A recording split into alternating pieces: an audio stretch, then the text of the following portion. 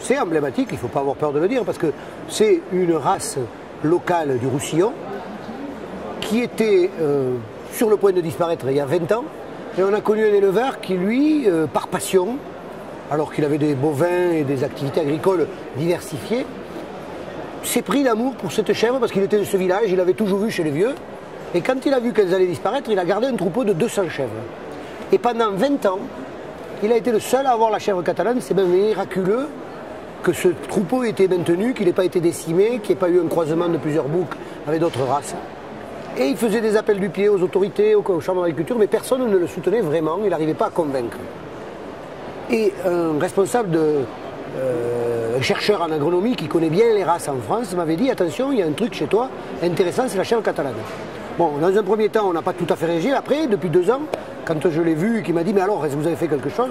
On a dit, ben, on va aller voir le producteur. On est allé voir le producteur et avec lui, on a décidé qu'on allait commencer à faire des choses. D'abord, goûter le produit. On a fait plusieurs fois rôtir des chevreaux et goûter, voir. Ensuite, dire à ce monsieur qu'on allait le soutenir, c'est-à-dire donner un début d'impression que ça y est, il se passait quelque chose. Ensuite, on a trouvé d'autres éleveurs qui ont bien voulu prendre 5, 10 chèvres. Et déjà, on a évité la menace qui planait depuis le début, c'est la consanguinité. Et puis, depuis 1 an, on a réussi à monter un dossier de subvention auprès du Conseil général. Et maintenant, on a un petit budget pour faire des tests gustatifs, des tests ADN sur les boucs, et inscrire la race dans le livre des races. Et maintenant, on l'a fait rentrer dans une liste de produits dignes d'être identifiés parce que menacés de disparition, qui s'appelle l'Arche du goût de Slow Food.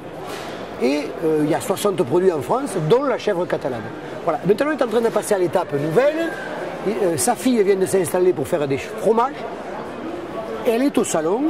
Et mon espoir, c'est qu'à l'édition 2011, la chèvre catalane, non seulement soit une sentinelle Slow Food, c'est-à-dire un produit promu, mais même avec les organisateurs du salon, on s'est dit qu'il faudra pouvoir disposer d'un coin où il y a des animaux vivants et on mettra des chèvres catalanes. Donc en 2011, on travaillera avec les services vétérinaires pour qu'on ait un coin avec des animaux vivants. Ça, c'est ce qui m'a été promis et j'espère qu'on arrivera à le faire. On trouvera peut-être des oies de Touraine, des chèvres catalanes, des réalités vivantes.